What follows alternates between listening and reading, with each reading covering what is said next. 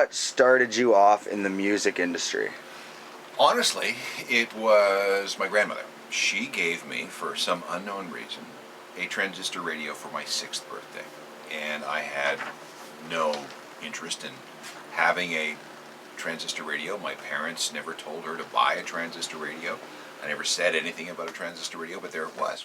And I was growing up in a small town north of Winnipeg, middle of nowhere. We had 3 TV channels, one of which was in French. And as far as I knew, that this was the whole world. But then this radio comes along, and suddenly I had control over it. Not the radio that was in the kitchen that my parents controlled, or the radio in the car, which my parents controlled. I controlled this one. And all of a sudden I had access to all these voices and sounds and music and entertainment and news and information coming from Chicago and Denver and Minneapolis and Cincinnati and Louisville, Kentucky, all these places.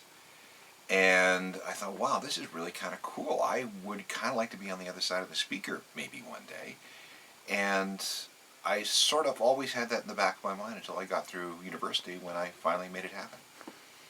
And so it was your grandma? It's my grandmother, yeah.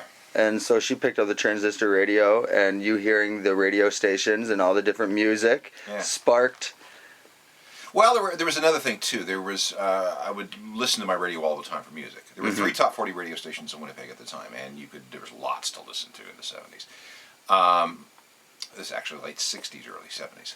But then, I don't know, maybe 6-7 years later, my uncle, who worked for the Manitoba Telephone System, also serviced jukeboxes on the side. And one Sunday we went over to his house, and he had just completed one of his rounds, and he dropped this big cardboard box on me, and it was filled with 45s that he had just taken out of his jukeboxes on his rounds.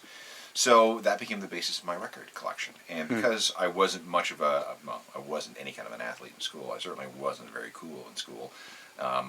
I was rather good at school, which, add those 3s together, made me kind of a pariah. So the only thing that I could really do well in school was be the music guy. I had the music collection, I could talk about music, I knew something about music, so I had the music nerd thing there, which kind of saved me from being beaten up a lot. So it started at a very young age. Yeah, it did. And what age was that when the jukebox came into play? 12. 12? 12, 13, somewhere around there.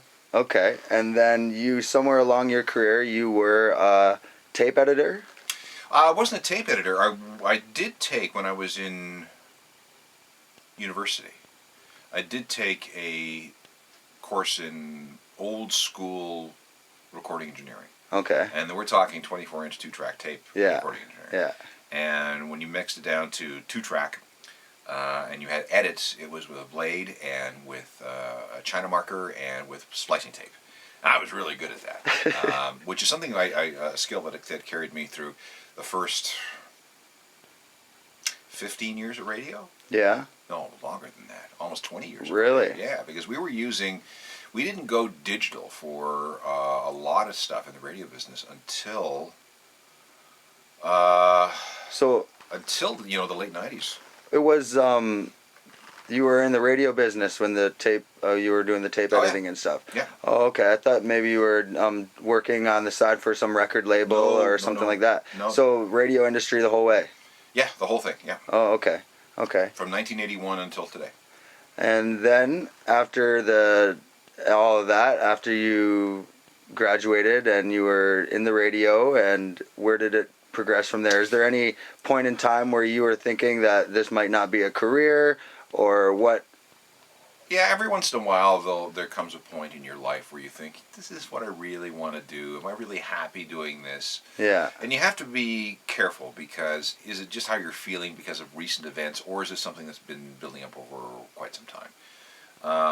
With me, it's mostly been, you know what, I'm just grumpy because of recent events. There have been a couple of instances where my employment was terminated, and I was faced with, well, do I continue to go into this business, or do I find something else? But in each case, I ended up back in it and have never really left, and I have no intention of going anywhere today. Yeah.